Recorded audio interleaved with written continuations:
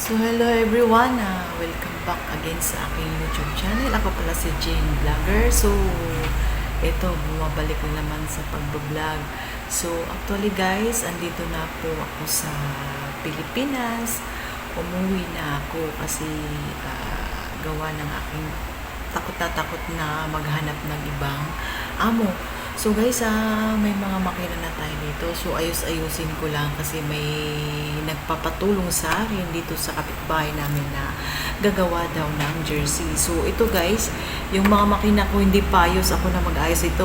So actually guys, wala akong experience na maging mekaniko. So ngayon, isubukan ko na paano mag-ayos ng mga makina. So subukan ko talaga, try my best na para masuccessful yung aking pag-handle ng aking bagong negosyo. So ito yun guys, yung overlock machine ito. So actually guys, wala pa tayong ilaw dito. So ito siya, yung overlock.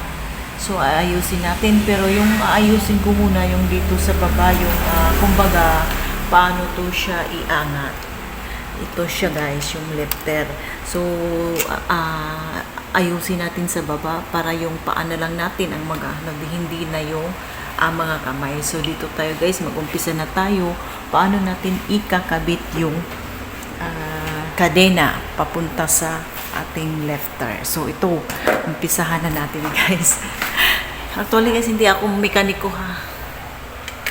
Ayan. Umpisahan na natin siya kung paano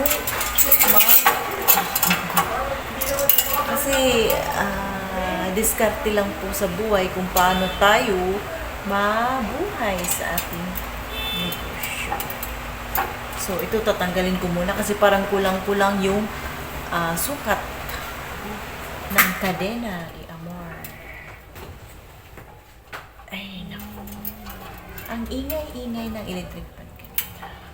So ngayon, ito ikakabit na natin yung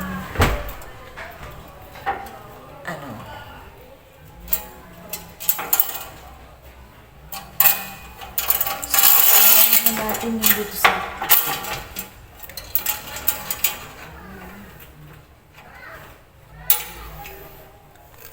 ikakabit natin dito sa likod.